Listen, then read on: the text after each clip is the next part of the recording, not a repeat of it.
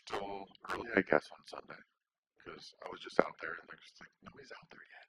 And yesterday it was packed. So I'm going to be short because these people are folks who do theater, so they're used to being on stage. So I can let them kind of roll with this stuff. I think I will pass it first to the stage manager.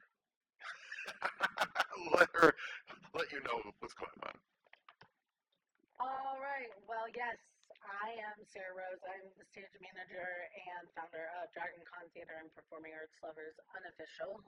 We are a group of thespians dedicated to getting more theater programming at Dragon Con. Yeah, that's who I am, Lawrence. My name is Lawrence, Lawrence Niels from New York.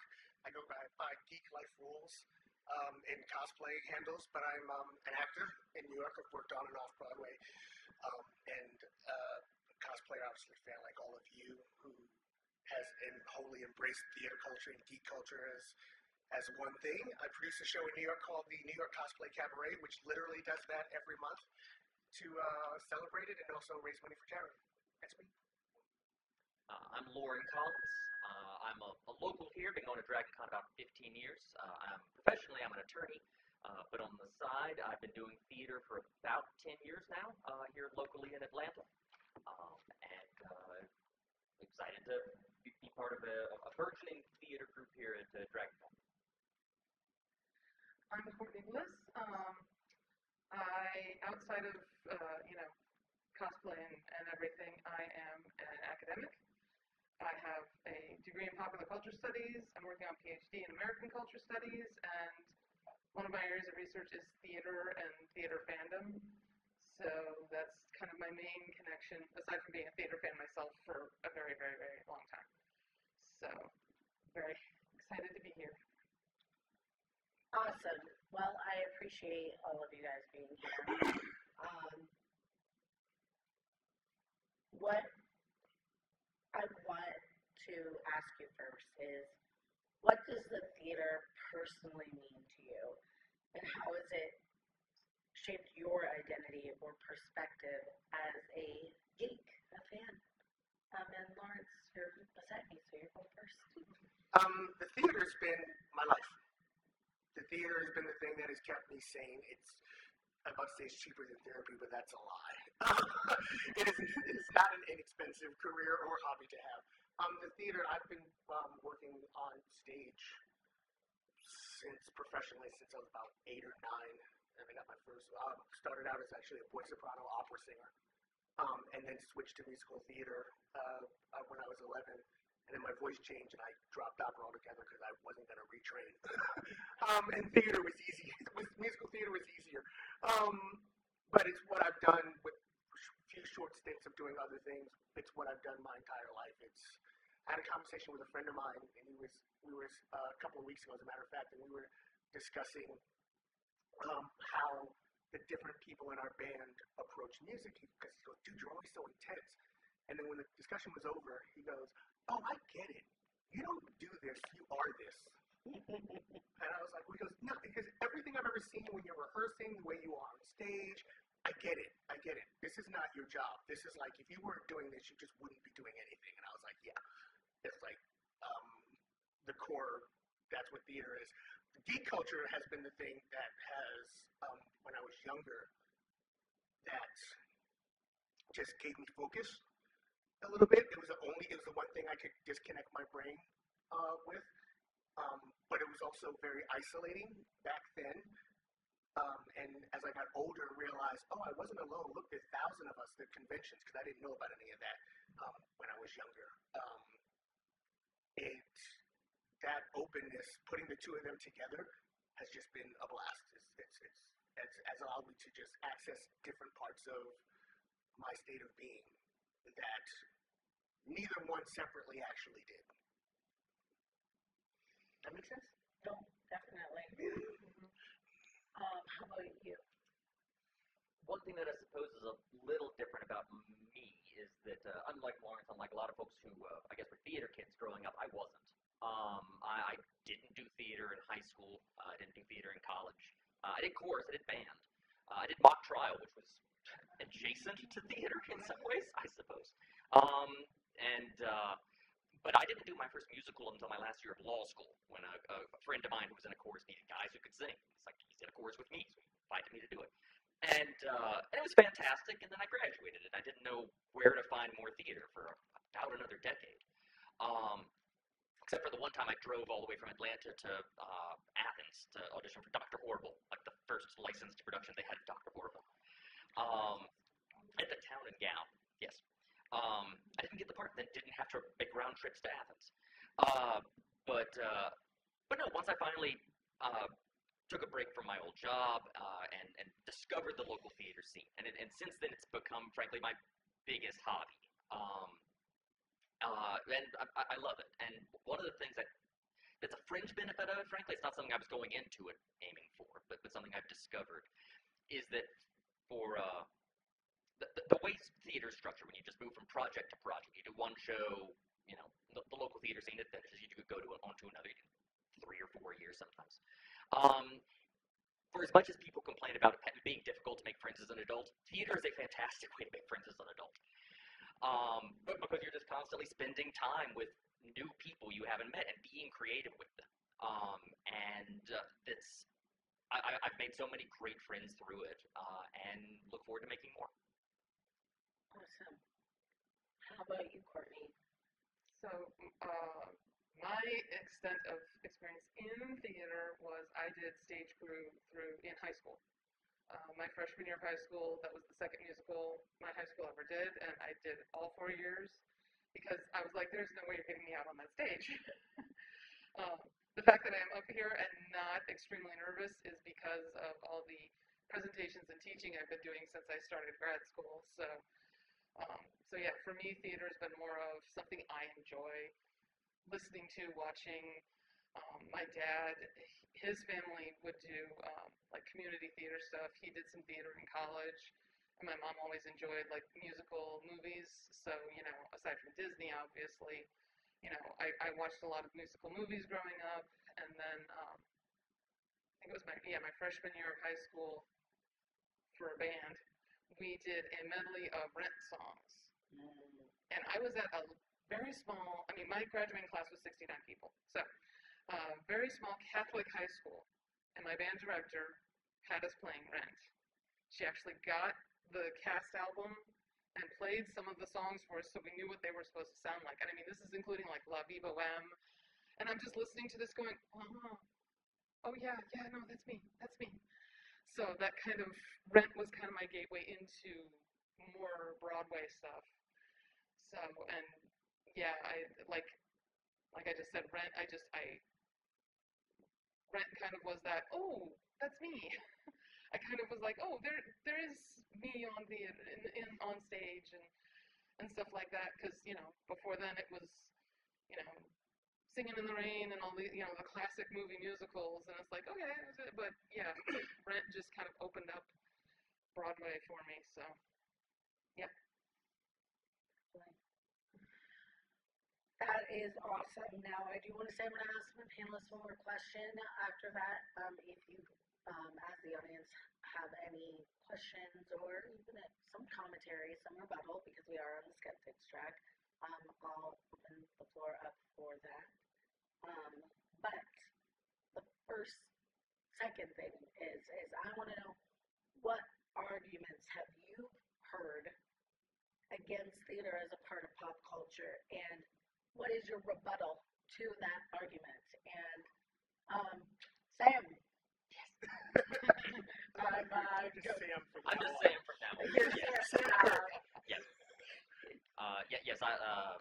To fill you in on the end joke, I was Sam Kirk in the Subspace Rhapsody Shadowcast the other day, as I said, everyone's second favorite Kirk. Yeah, I suppose the one argument, the main argument I've heard against theater being pop culture, which I'm not entirely dismissive of, to be honest, is that it's not pop culture. That it is very much culture, but it's not pop in the same sense that television or popular movies are. That it belongs to actually something more important and valuable.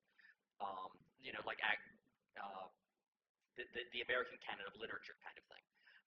At the same time, and I think the valid rebuttal to that is that in modern society, it's hard to look at modern theater, especially modern Broadway theater, and think that this doesn't count as pop culture. I mean, Hamilton, the biggest example of that, is obviously both. Hamilton's obviously legitimate, valuable culture and pop culture. And you can look at something as popular, widespread as like Beetlejuice. I don't think Beetlejuice is going to ultimately be in like the canon of American theater exactly, but it's obviously a pop culture phenomenon in the same way that like Wicked is coming up soon. Yeah. So yeah, that's the argument I've heard, and that's the rebuttal. But I'm interested to hear what other ones people have heard. Courtney. Okay, I was gonna say everyone's looking at me, so I have a very unique take on this because like I said, my master's degree, I actually have a master's in popular culture studies, and for me, popular culture is important. I mean, Shakespeare in his time was popular culture. Mozart in its time was popular culture. For me, popular culture is anything designed for a broad audience. So when I hear people make that argument, I kind of go into kind of academic mode because sometimes I feel like people are like, well, it's not, what they're saying is it's not media, and it's not. But yeah, Broadway theater, I mean, a lot of theater in general has always been popular culture. It's for everybody. Sometimes it's a little more focused, but, most of the time theater is for a wide audience. Like with Hamilton, like you said, yes, it uses, a lot of rap and hip-hop culture and music in it, but Lin-Manuel Miranda has written it in a way that is accessible to everybody. I mean, I am a very, very white person. And I grew up with, I don't know, I always looked at hip-hop and pop culture as it's not, hip-hop and rap, I'm sorry, as it's not for me because I'm not black. I kind of wanted to respect that. It's like, no, this is black people's culture. I don't want to accidentally appropriate anything or anything like that. And Hamilton has kind of taught me that, no, this is for everybody. It is popular culture. So, yeah, I kind of get a little academic and pedantic when somebody makes that argument to me. So, How about you, Lawrence? I think it's funny, I'm just listening to what you were saying, to digress for a moment, because I spent the majority of my youth and beginning of my career doing classical music, theater, opera.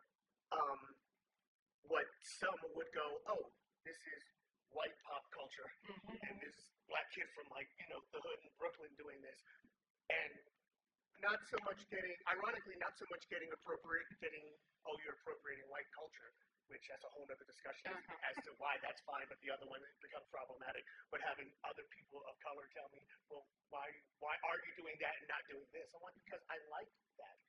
And it doesn't mean I didn't turn around and listen to hip hop and jazz and R&B, because I did, and I do. But I also happen to like, Chopin, Beethoven, and Bach. So I did that when I was younger. The argument, this is going to sound very reductive, but it's very much in the vein of what you two are saying. I find that when people's argument that theater is not pop culture, people's argument for theater pop culture always seems to come down to all this heady, existential, yada, yada, yada, yada. It comes down to, oh, I don't like theater, so it's not pop culture. Oh, it's not part of the great masses. No, they don't like it. Pop culture for people, I think, seems to mean it's pop. If the majority of everybody likes it, then it qualifies as pop. And that is not it for me. It's not. It doesn't have to. Perfect example is geek culture. Geek culture has been pop culture forever.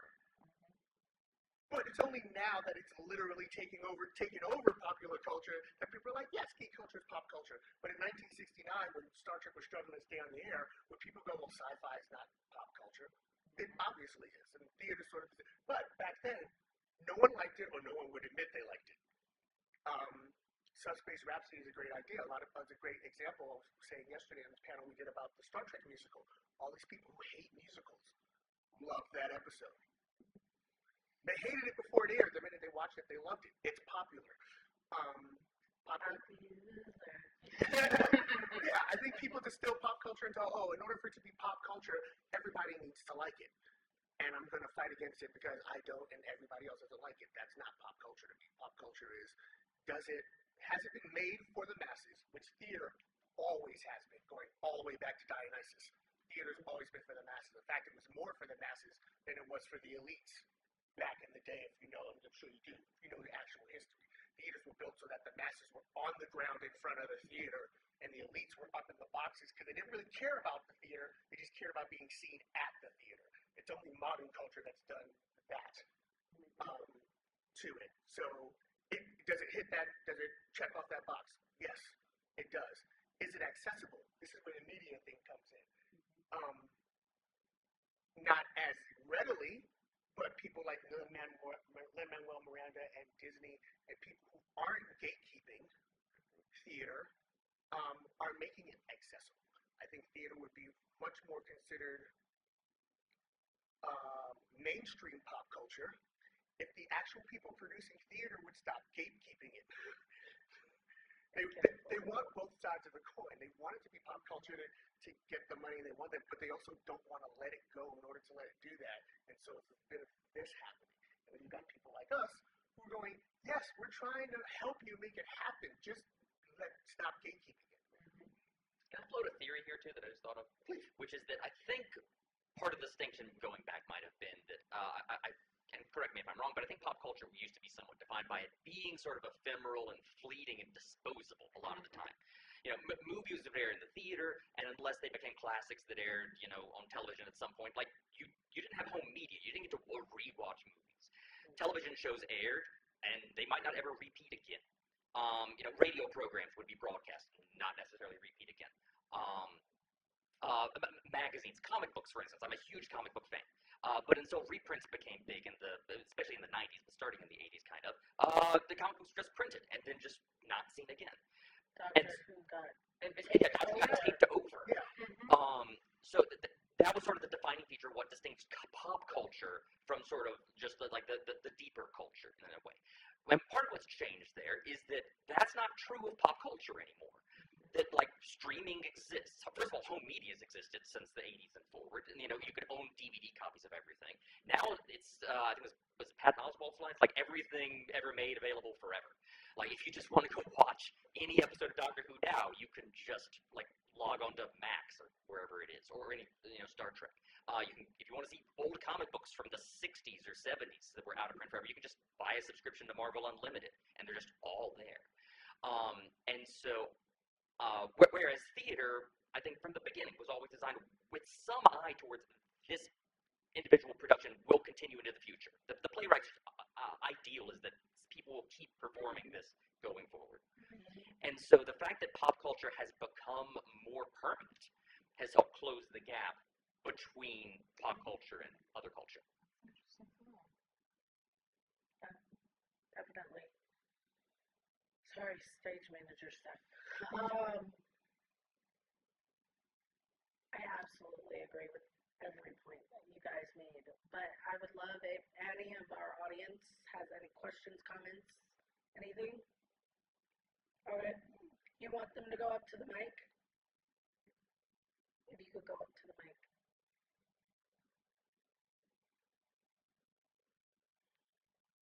Talking on becoming accessible and people finding theater, what do you think the TikTok and those sort of platforms have done, making that accessible and even more into the pop culture zeitgeist? I have a love-hate relationship with social media in general. I kid you not. It's funny. If you look at my social media, people will be like, "Oh my God, you do such great stuff, and you've been on there." And this, I hate social media. I can't stand it. The only reason I'm any good at it, even a little bit, which is not great, is because, and I'm not making this up, about 10 years ago, my agent was like, "Yeah, you need an Instagram account because you know when you guys know what typecasting is? In theaters, like a bunch of people come to an audition, and sometimes they will walk out to the people waiting in the line and just go, you. yeah, thank you for coming. We're not even going to bother seeing you say, go, you can leave the room. I've literally gone to auditions where someone has walked out and go, so anyone with less than 5,000 followers, you guys can get out of the line. Has nothing to do with the talent at all. Nothing to do with talent. So that's the only reason I have a social media account at all. My agency, you have to get one. About 10 years ago, when I started developing one. I mention this because TikTok and stuff like Snapchat, by design, are disposable. And yes, so it does help because people do TikTok videos, say, of Popular from Wicked, which I saw a lot of. But the entire media, for me, and I could be just sound like an old Gen Xer, but to me, the entire media is set up so that's the thing for the moment, and then you completely forget it for the next thing. So I don't know that that's necessarily helping theater be accessible. I don't know how many people would watch someone do a TikTok video with Popular and then suddenly feel the need to go fly to New York and see Wicked. All right. So, just so you're aware, one of our panelists finally was able to make it through the masses. We all know how darn fun is. So, I want to briefly give her the opportunity to introduce herself, let everybody know what theater means to you. Theater means to me. My name's Christine Evans. I am from New York City. I'm a professional hairdresser on Broadway. Theater is life. It's the lifeblood that goes through all of our communities. It's what actually, from the very beginning of mankind, someone standing on stage in front of someone else doing something. And that stage could be anything. It could be a raised dais. It could just be dirt.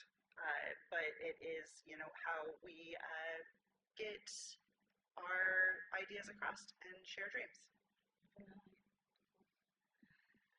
So, my next question for the panelists are,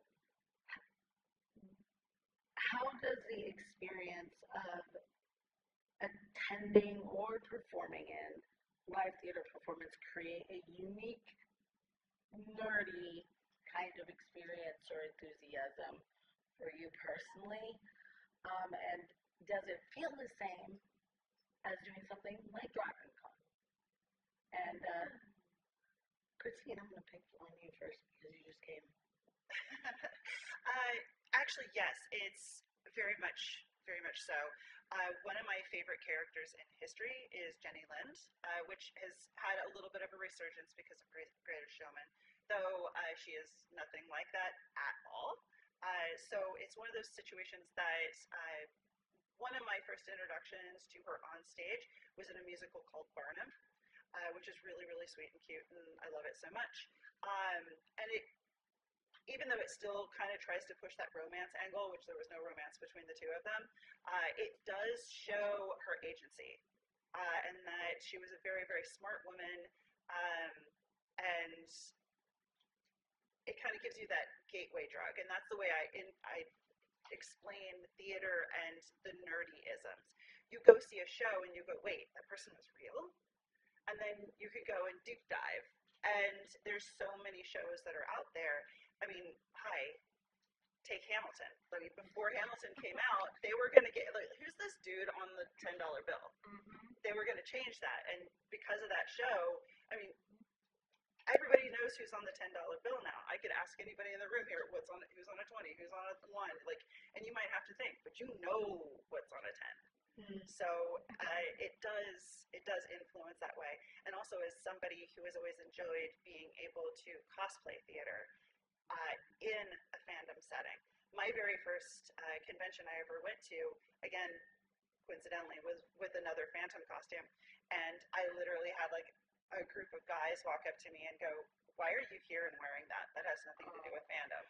I mean, this was eons ago. You hear the bad, nasty, horrible, tales. They were true.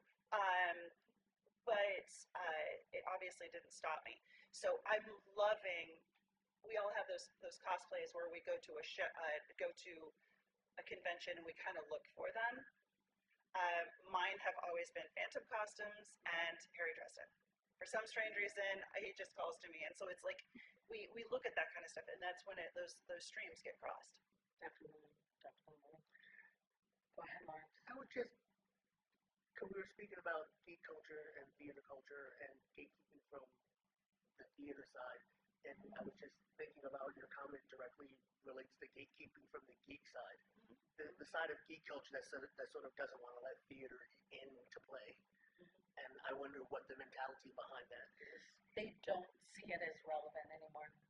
And for those who don't know, I actively have this discussion every year, trying to get more theater discussion. They don't see theater as relevant, but it is relevant. Going back to Hamilton, my family is from Union City, New Jersey. People are like, where? It's where Hamilton died. Yeah, he had the duel in Weehawken. He literally died on a rock that is still there in Union City, New Jersey. That's how I make that relevant. And it is, there are so many theater and musical and performance, because that's the thing about this. We're talking about theater specifically. Performing arts is pop culture, period. That is why we have things like the Georgia Philharmonic here, performing here. We have wrestling. Wrestling is considered a performing art.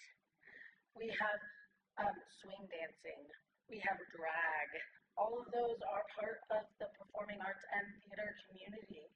And we all embrace those things. So my argument has always been, why not have a home for that in one of the biggest pop culture events to ever hit the United States?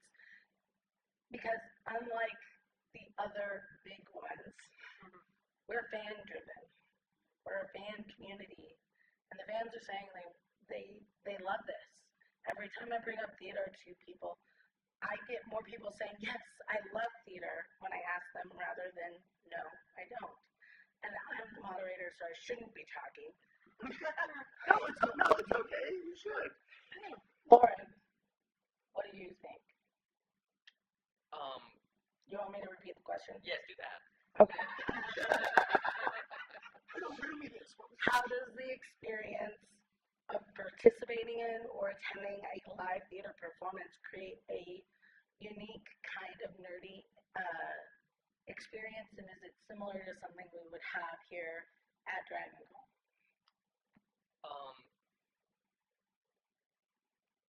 I'll touch on a couple of personal experiences there as examples of that. One is that when you were saying that, like, DragCon wonders if it's relevant to what people want here. Again, I'm local. I've worked with the Atlanta Radio Theater Company. They're a mainstay here, and you know, they're very good. and they do very good stuff. I was part of a Sherlock Holmes comedy musical, which unfortunately we've never gotten to do here. But no, it's popular, and it's relevant. And once again, we'll just keep on with that. And the other big one I've done here was, I mentioned earlier, I auditioned in Athens for a Dr. Horrible, and a few years ago, after doing the Shadowcast here, we managed to work it out back in 2018 for the 10th anniversary of Dr. Horrible. We did an actual live musical production of Dr. Horrible here over in the Sheridan. And in terms of whether there's an audience for it, they put us in a massive auditorium, and we filled that auditorium. It's a 1,500-person auditorium. We filled it twice, and there were still people outside. It was massively popular, and we haven't gotten a chance to do it again. But it shows there's the audience there for it. There's the appetite for it if DragCon's willing to let it happen. I mean, the first thing that comes to mind thinking about a convention experience and going to see live theater is it's never the same twice. Every single performance is going to be different. Every single DragonCon is going to be different. Even if we did this panel again next year, it would be different. Absolutely. And you're there with a bunch of people who are there for the same reason. You know, granted at like DragonCon, you know, we have to broaden that out too. We're all here for DragonCon. You know, we all have very specific things within DragonCon we do, but you know, you go to see, you know, any musical theater production, everyone's there to see the show. And you're all kind of united in that moment. And it's a unique experience for that exact moment. So, and as to the whole, you know, trying to get a place here, a home here in DragonCon for it, I've been saying for years, there's an entire convention just for Broadway, BroadwayCon in New York. If they can have a whole convention, and it is a very, I've been there twice, very great, it's a great convention. It's the same as going to like DragonCon, it's just all theater. if they can have an entire convention for Broadway, we can, there's enough interest here. So, yeah. And that's the thing, and that's the other thing about Dragon Con, though, is Broadway Con is the Comic Con type version of theater. And what all of my friends, not just I, because I don't like to just be the only one taking credit for this, what we're trying to do is almost impeded by the fact that we don't have a home. Because we can only embrace certain little tiny aspects of theater and performing arts when we're limited to doing panels like this, which we appreciate. We love the people who work with us. We love the Skeptics track. We love all history. We love classics. We love all of them. But we are so limited and scattered. And that's the other thing. Like, our attendance suffers twofold. Number one, well, threefold, really. Number one, we do not have a home room. I don't care what hotel you're on. If you have a mainstay, then you're going to be more likely to get people. Number two, we do not have a place in the app for us. Number three, people don't know we're here. And we try. We constantly try. I don't think there's a single person on this panel today who has not talked about the theater and wanting theater. But it's almost like nerd culture is trying to exclude us out. I'm not saying the powers that be, because the powers that be, they see us, but they need to hear it from everybody. But if people don't know we're there, nerd culture is saying theater is not nerdy. But every time you talk to somebody here, I mean, I was literally just talking to a fairly famous TikTok person, who I'm not going to name, in the lobby of this hotel, saying, yes, absolutely, I'm a theater kid. I want theater. That would be amazing. But they don't talk about it because it doesn't occur to them that someplace like Dragon Con or another convention would be accepting of that. But they should be, because we're already part of it. We influence everything. Almost every single actor and actress and celebrity that is in here has some kind of root at Dragon Con and in the theater. It's already here. Yeah. Right. We wouldn't even need to actually change, like, say, the talent list. It's already here. Yeah. It just hasn't been coalesced. That being said, I still want to open it up. If anybody has any questions, comments, rebuttals, Snide remarks. just go up to the microphone, please. We got 32 bars or less, please. 20. I will share with you, looking around, I may be the oldest person here. I will share with you that theater geeks are the original geeks. Yes. There was no such thing as a geek who was over 11 years old back in the 1970s, except for the theater kids. And we were literally called theater geeks or drama nerds that was my high school theater, right? But I wanted to ask you guys, what has been your favorite theater-related cosplay that you've seen at this Dragon Con? At this Dragon Con, That would be she did Christine Daae from Masquerade. Oh, wow. It's funny how the two of us both had the exact same answer. I'm like, that would be Christine Daae. And then there was an amazing Elphaba at the Wicked Sing-Along yesterday. Several of them. I know, including, like, we sing them all up. You were at our sing-along dancing, and it was beautiful and wonderful, and things don't have to be technical for us to instantly recognize them and love them in the theater community. So, but I would have to say her Christine Daae has been You're my very sweet. favorite. Anyway. My favorite is a deep cut. I work on Broadway.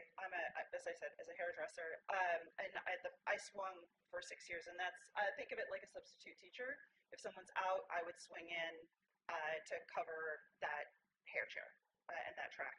Um, Several years ago, we had a heat incident in New York City, and it caused the grid to break down. And it happens every once in a while. It caused a pipe to break over at the Minskoff where Lion King lives, and it flooded the main dressing rooms, and they didn't have time for the next show to go and get new costumes to repair them.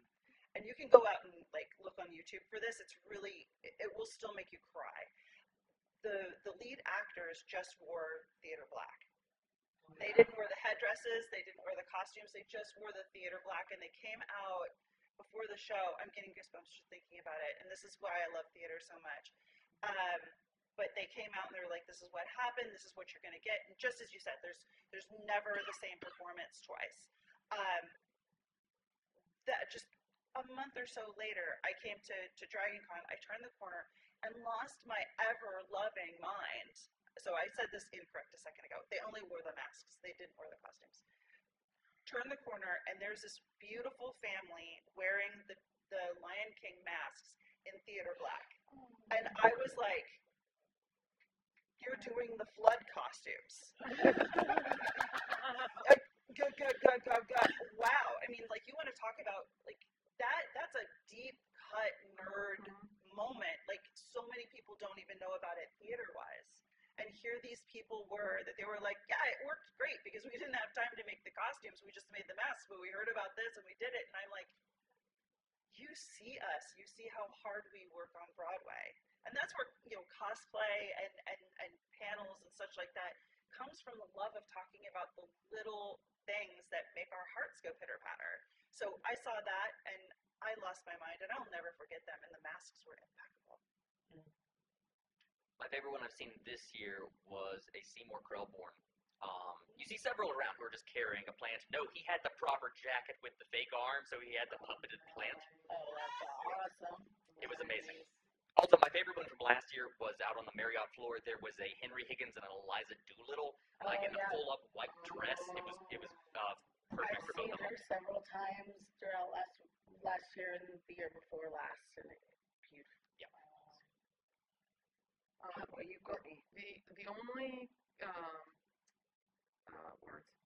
the only theater costume I've seen that has actually like registered for me, because I'm sure I've passed by so many, you know, walking around, was this morning. I got into the elevator at my hotel, and there was an Elphaba from Wicked, like early Elphaba. I've never seen Wicked, but I've seen just enough to know, okay, this is because she had like the little hat on and the coat and everything, and she complimented me, and I'm like, and you are an amazing Elphaba, and it's like, yay, theater costume.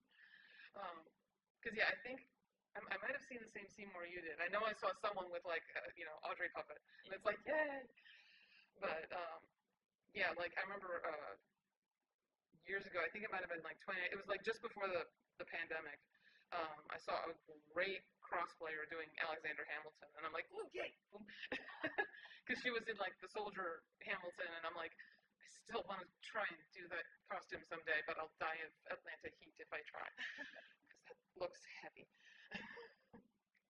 Lawrence, did you want to add one, or are you just going to jump on Christine? No, I was literally thinking the same thing. Oh, You should have seen it now. she's big and she's sparkly. I was literally thinking the same thing. Although, I mean, the only other one I can think of in that is I remember, I think it might have been my very first Dragon Con, so the very first Dragon Con that I came to, I didn't know whether or not there was theater culture at all. I just wanted to cosplay it. I did, you know about this because I was working on this, for years, the Broadway version of The Genie, which was by James Englehart. The minute I saw it, I went, one, I have to audition for this role, and two, I'm going to cosplay it until I do. And Christine actually helped me with makeup videos from backstage, so I could get the makeup right, finding the I was boots. like, this is what colors we mixed for the glitter. Yeah, she was like, this is what you would find like on some YouTube video, but this is what we're actually doing here backstage. And don't ever share this. Insider secrets. Insider secrets. And it's one of my favorite cosplays that I only ever do once in a blue moon. To be honest, I think I've only ever done it here and once in New York. But I keep wanting him to bring it back. And that year, it's a makes me very so happy. involved costume. Like it looks like it's one piece. It's not. It's several, and it's layered, and it's hot, and but I love it. But that first year, I wore that, and there were two ladies who were dressed as Elphaba and Glinda, and they were stage accurate because Elphaba's dress is not black; it's actually multicolored sort of patches that catch light. And I saw that, and I was like, there are other theater people at this con. And I was like, there's theater people at Dragon Con. I never see this in New York, and Broadway's only 4 blocks away at the time. And I remember thinking to myself, okay, if that's what this con is like, everyone's been right, and I'm kicking myself in the head that I haven't been going to Dragon Con my whole life. So we're coming back next year. And on that note, we have a couple questions. I want to get to them, so go ahead. Hi. So one, I just want to go ahead and agree. Like, theater is definitely pop culture because I feel like there's so many fandoms here at Dragon Con, and all of those stem from either TV shows, comic books, movies, all of that, and all of that has acting, and acting comes from theater. That's where it started. So, yeah, I wish they would let us in. But my two questions are: one, what is your favorite musical? And two, what can we do? Because as somebody in theater, like I just did Little Shop of Horrors this past summer. It was so fun. Oh, that's awesome. I was Crystal. I was one of the yeah. Yes, it was so much fun. And so yeah, because even me being in theater, I choose cosplays that aren't exactly from musicals because I feel scared that nobody's gonna know what I'm doing. So your question is, what's our favorite musical, and like, what can you do to help, or what can you do to feel more comfortable? What can I do to help? Because I would love to see stuff like us doing like improv games, musical theater performances, stuff like that. The biggest thing you can do to help, just to answer that part of the question, tell Dragon Con. And we feedback on our panels, telling people that we exist and we're out there. I mean, we're a group. I haven't looked at our numbers since the weekend started, but we're probably at over 1,700 people. There are thousands more at Dragon Con who like theater, who just don't know we're out there. So tell people. You see somebody in, like, I saw somebody in a Wonka dress the other day. You like musicals, so I'm assuming you like theater. Yes. Join our group. Okay, so mention it if you can. You don't have to go out of your way to do so. But telling Dragon Con is the number one biggest thing to find us a home and show up. That's the other thing. You know, we always suffer from we're borrowing space. We're fitting things in where we can. I have to sell panels to the skeptical track directors, not Derek, because Derek, No pun literally intended. that sounds awesome. Let's do it. But there are a lot of, track directors who are less enthusiastic. So telling Dragon Con, showing up at our stuff, that's the best way to help us encourage them to add a theater track. As far as my favorite musical, maybe a little bit controversial, but it's the first one I remember ever seeing. It's the first musical I ever saw, because I was a ballet kid, believe it or not. Russian ballet, over a decade. Peter Pan. I remember vividly Peter flying over my head and sprinkling pixie dust on me. That made me the monster I am today. There was no ending it. Even my mom will tell you, I should have never brought you to that musical. She's saying it in jest, but still. All right, Lawrence, favorite musical? It changes depending on the day and my mood, so I can answer that question today. That question today is Ragtime. Okay. Ragtime, the Ragtime by E.L. Doctorow, the book and the movie and the musical. I actually discovered the musical first, and it's a story of a jazz musician, and it deals with racism and family and immigration. It deals with everything that we're dealing with right now, shown through the lens of turn of the century New York City, with these original characters interwoven through actual events that were happening. It's been on my mind nonstop for the last 3 weeks because for any of you who are Star Trek fans, Deep Space Nine fans, today is September 1st. It's the day of the Bell riots in Deep Space Nine. That's why I'm kicked down Gabriel Bell. And Gabriel Bell and Cole House Walker, who is the lead gentleman dealing with the poverty and the racism and the classism, have been resonating in my brain for the last 3 weeks nonstop. So, yes, there's a movie. The movie came out in the movie came out, I want to say, 1977, and it starred the actor who was in the TV version of In the Heat of the Night. Okay. Whose name I can't remember. I can't remember. Didn't Ragtime just enter public domain too? Or is it about to? The original book? The original book. Ooh, I don't know. No. No, I don't think so. Ragtime right now has a revival at City Center. Again, no copy this morning. It's a concert revival at City Center that hopefully will be going into Broadway. Quick thing that just popped into my head because we were talking about it being accessible and stuff like that. If you go to New York City and you get yourself a public library card, you can see almost any show that they've ever recorded because they record them for archival purposes and they put them in the library, but they just don't release them. It's like our problem. They don't tell people it's So there. what They you're don't saying is you need to let me put your address down. That way I can get a New York Public Library card. All right, guys, we got about 13 minutes left. We have one more question, so I do want to ask that. But before we do, can you finish answering? Sure. Yeah, real quick. Similar to Lawrence, I don't have a single favorite one, but I love Little Shop of Horrors, obviously. Hamilton, 1776. Musicals about lawyers, honestly, are always great. Crazy Ex-Girlfriend to finish the trifecta. Yes. There is a musical version of yes. Yeah, the stage version. I was gonna say I was in 12 Angry Jurors last year. There's a musical version of 12 Angry Men now. There is. I'm not sure how it works. Oh, I'm not sure. Yeah, but it's out there. But no, I'll spend just 1 second to single out one musical because it has local roots and I love it and it's underappreciated. It's a musical called Cotton Patch Gospel. I'm sure you've heard of Jesus Christ Superstar and Godspell. Cotton Patch Gospel is the book's written by Tom Key, who's a local actor back in the 80s. The music is by Harry Chapin, who did Cats in the Cradle.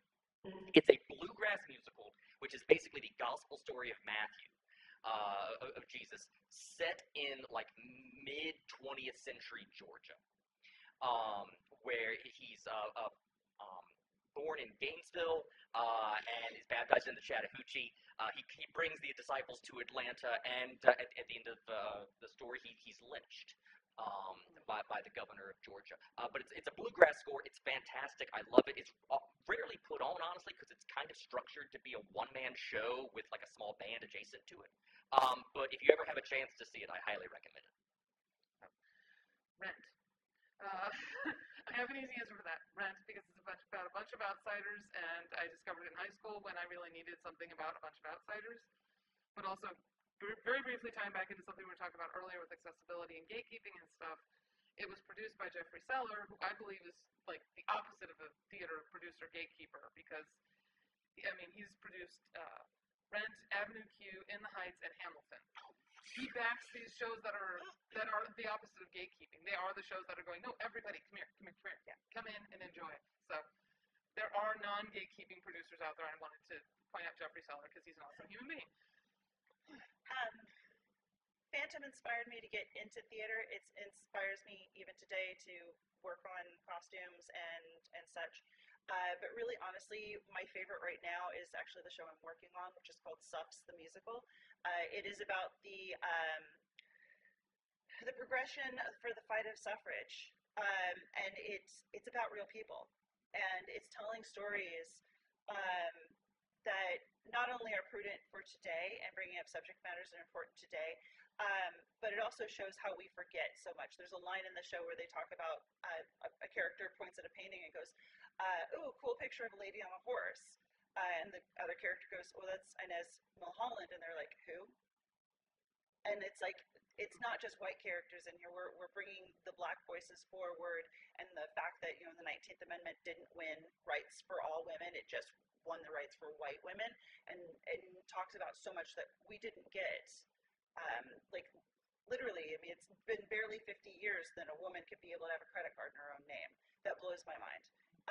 So it's one of those type of situations that we're not only putting knowledge out there, but we're inspiring artists, inspiring audiences, and showing that theater can be opened up to the people you don't think it can be. All female cast or female non-binary presenting cast, crew, orchestra. So it's just inspiring me right now. I love going to work, and not all theater people can say that. Awesome. All right. Hello. So, first of all, love your cosplay. Love yours. Thank you. Anyway, I recently went to a cool event, the Broadway rave. Do you think that should be more widespread and have more, like, events that are like that? Music festivals that are Broadway musicals. I don't know if I'm familiar with that particular venue, but I know that in New York we do Broadway and Bryant Park, and we do several other different musical festivals throughout the year and in the Times Square area, which is fantastic because theater, unfortunately, is not accessible to all. Tickets are expensive. Getting to New York is expensive, but I think it's wonderful that you could be in New York for whatever, walk down Times Square, and be able to see people sharing the love of the shows and the performers that we have. So I do believe that any type of getting music out there, period, is wonderful. So we are very aware of the Broadway raves. They've been a highly requested thing on our group, and I'm like, well, we're not a track, so we don't get a ballroom. But that being said, it is something that I think is rapidly expanding. Okay, I mean, I'm not local to Atlanta, and I mean, my little town got one. So I would love to see more of that kind of thing, more where they show that theater isn't just a bunch of people sitting in seats like watching things, that it's interactive, it's part of you, and it makes you feel things and makes you want to get up and dance. So absolutely.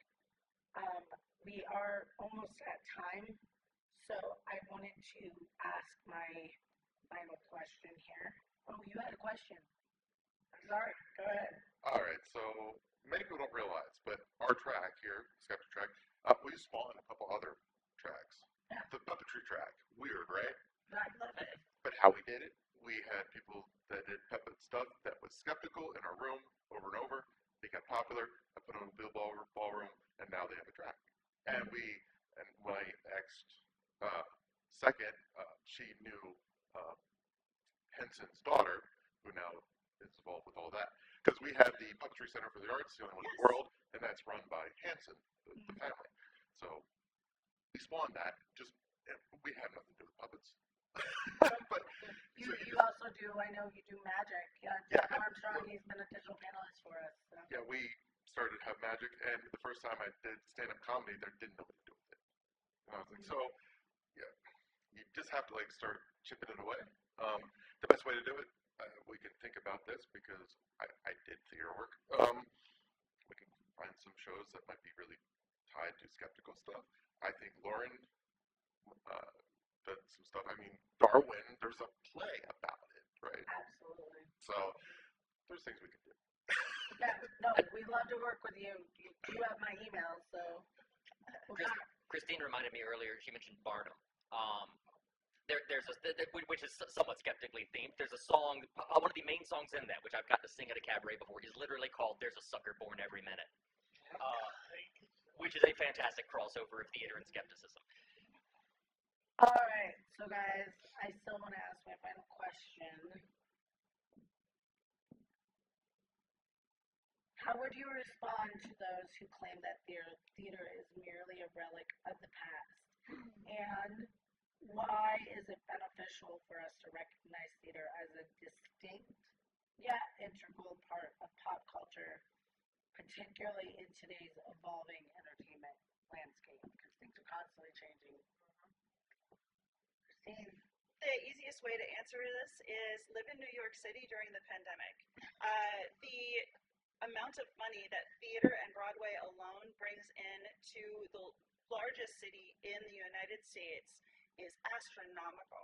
It impacts absolutely completely every frame of life, from taxis to food vendors to spaces to clothing vendors, everybody it impacts. So the 4 years that Broadway was impacted, Broadway is not back. People sit there and they talk about, oh, Broadway's back. We're back and we're rebuilding. Because it impacted us so badly that the city is not ready for us. So imagine that, if the biggest city in the nation could get waylaid so badly just by theater shutting down and the pandemic, that's a good example right there. And there's numbers out there to support it. Yeah, that's it. That's it in a nutshell. Because I'm from New York. The theater. Every city had their economy and had their businesses and had their jobs shut down. But New York had its theater shut down, and when everyone started to go back to work remotely, things are bouncing back. Everyone's going, well, we don't understand why New York isn't. I'm like, because your theater scene is gone, and everything was attached to that. And now you realize just how integral it is to everything, to this city, and how the economy of that city is integral to the economy of this country, the theater scene. And she's right, it's not back there. Businesses and support structures that did not survive, that have not come back, that have made it a continuing struggle. People are like, oh, it's so great to see all the tourists and everything back. Tourism and theater attendance, even though the numbers are astronomical, is still under 40% of what it was in March of 2019, in February 2020. It was that year, right? Yeah, February 2020. The apocalypse seems like it was forever ago now. But yeah, so theater, it's like pulling the thread. A lot of people think it's not integral. Dragon Con's a perfect example, because we've been saying, why can't we get theater? And I think it's already here. Take out every performance-based aspect of Dragon Con and tell me what you have left. Get rid of the Rocky Horror Picture Show, which everyone loves. Get rid of the puppet track. Get rid of the improv track. I don't want to get rid of the puppet track. No, I'm not saying get rid of. I'm not saying get rid of. I just want to say we love you. No, but I'm saying theoretically, okay, you want to see how much it influences? Take away every performance aspect of all the individual tracks that they have and see what's left. And that's your answer. All right, we got lesson 2.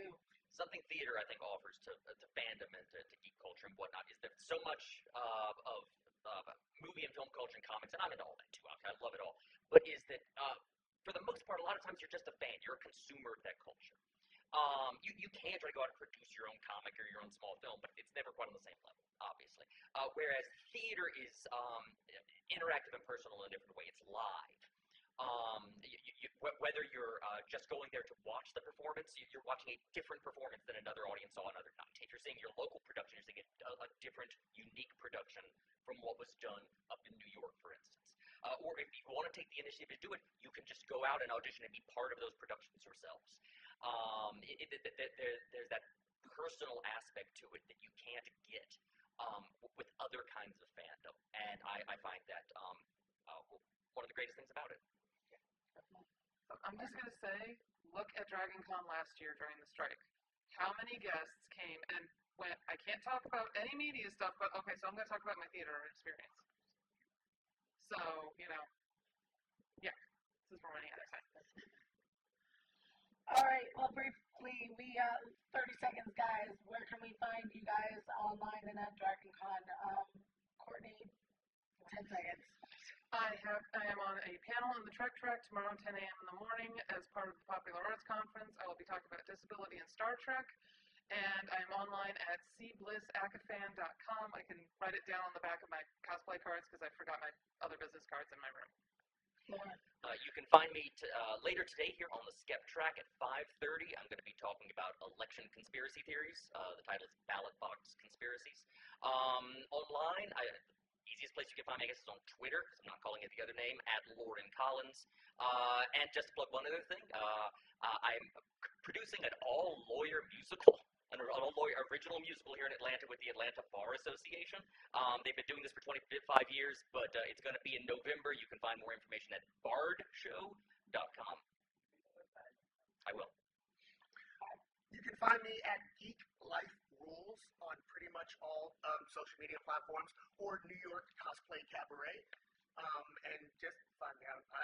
But I just like to meet people and do stuff and perform and watch other people perform. So, yeah. You can find me on Instagram at lilypond81. And on Monday, wig It's all in the prep. It's all in the prep, yes. I haven't had coffee. It's on the costuming track at 10 a.m. As far as where you can find me on the Facebook group DragonCon Theater and Performing Arts Lovers Unofficial. Please join our group. Don't forget to rate this panel in the app. And if you want more theater content at DragonCon, put that in the comments. Let them know. Be nice about it, but let them know. Otherwise, the next place you can find me is actually not completely theater related. It's the Boys AI Table Read, where we are taking ChatGPT. We did a bunch of stuff about the boys in there, and we're gonna script read what they come out with. The next one we have here with the theater group is 7 p.m. at the Animations Track. Harmonizing Horror. Welcome to the Aspen Hotel. Thank you, everybody, for coming.